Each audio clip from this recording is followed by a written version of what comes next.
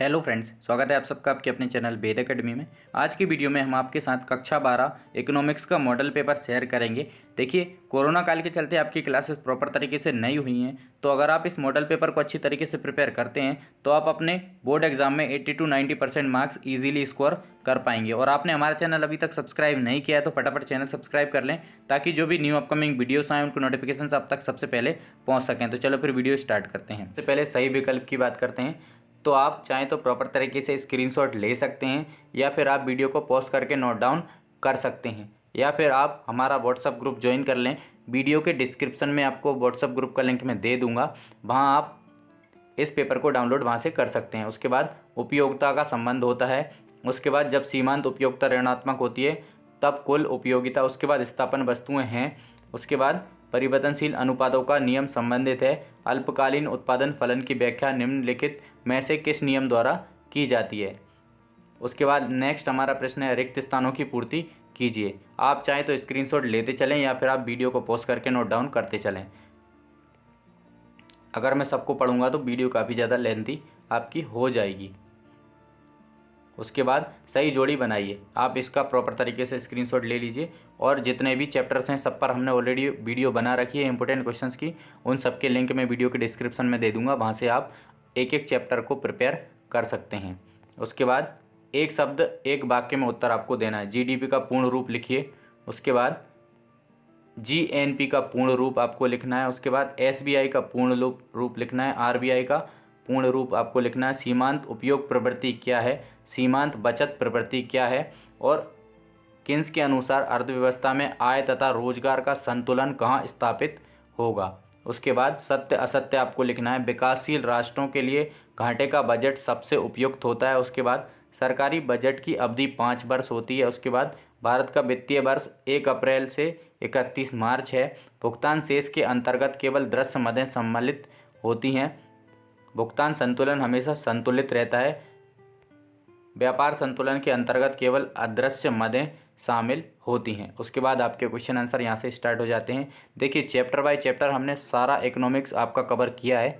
सारे इकोनॉमिक्स के जितने भी चैप्टर हैं उन पर वीडियो हमने ऑलरेडी बना रखी हैं, सब इंपॉर्टेंट क्वेश्चन से रिलेटेड। तो आप देख सकते हैं वीडियो के डिस्क्रिप्शन में, हम आपको चैप्टर बाय चैप्टर सबका लिंक प्रोवाइड कर देंगे। तो व्यष्टि अर्थशास्त्र से क्या आशय है या फिर अभिप्राय है। उसके बाद बाजार अर्थव्यवस्था किसे कहते हैं। उसके बाद उपयोगिता का अर्थ लिखिए। इसका और वाला क्वेश्चन है, उपभोक्ता का बजट किसे कहते हैं। अगला प्रश्न है आपका, पूर्ण प्रतियोगिता का अर्थ लिखना है आपको। उसके बाद इसका और वाला ऑप्शन है, अर्थशास्त्र में बाजार किसे कहा जाता है। उसके बाद बाजार मूल्य से क्या तात्पर्य है। इसका और वाला प्रश्न है, सामान्य मूल्य क्या है। उसके बाद नेक्स्ट प्रश्न है आपका, अल्पाधिकार का अर्थ आपको लिखना है। इसका और वाला ऑप्शन है, अल्पाधिकार बाजार की कोई 2 विशेषताएं आपको लिखनी है। देखिए, चैप्टर बाय चैप्टर हमने सारी इकोनॉमिक्स कवर की है। वीडियो के डिस्क्रिप्शन में मैं आपको लिंक दे दूंगा, वहां से आप प्रिपेयर कर सकते हैं। पूंजीवादी अर्थव्यवस्था किसे कहते हैं। पूंजीवादी अर्थव्यवस्था की कोई 2 विशेषताएं लिखिए। उसके बाद राष्ट्रीय आय का अर्थ लिखिए।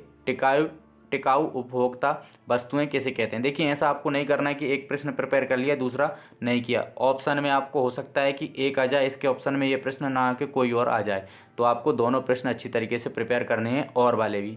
मुद्रा का अर्थ आपको लिखना है, और बैंक किसे कहते हैं। एक बार मैं फिर से बोलता हूँ, आपको ऐसा नहीं करना है कि ये 2 प्रश्न आपको मॉडल पेपर में ऑप्शन में दिए हैं तो आपने एक प्रिपेयर कर लिया, एक नहीं किया। हो सकता है कि घुमा के प्रश्न आपको दे दिया जाए, एक आ जाए एक नहीं आए, तो फिर आप क्या करोगे। तो ऐसा आपको अवॉइड करना है, इसलिए आपको एक एक प्रश्न अच्छी तरीके से प्रिपेयर कर लेना है। कुछ ही प्रश्न हैं आप इजीली प्रिपेयर कर सकते हैं। सरकारी बजट किसे कहते हैं। सरकारी बजट के 2 उद्देश्य लिखिए। उसके बाद 15 नंबर प्रश्न है आपका, व्यापार संतुलन किसे कहते हैं।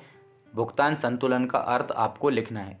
यहाँ से आपके सारे इंपॉर्टेंट क्वेश्चंस भी कवर हो जाएंगे, तो आपको कोई और प्रश्न ज़्यादा पढ़ने की ज़रूरत नहीं है। वैसे भी टाइम लिमिटेड है आपके पास, तो इन्हीं प्रश्नों पर आपको फोकस करना है, और इनसे रिलेटेड कुछ प्रश्न और आप पढ़ सकते हैं। व्यष्टि अर्थशास्त्र की 3 विशेषताएं आपको लिखनी है।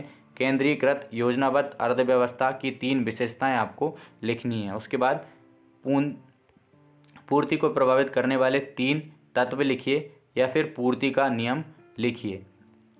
क्वेश्चन नंबर 18 है आपका, मितव्ययता के विरोधाभास की व्याख्या कीजिए, या फिर प्रत्याशित निवेश किसे कहते हैं।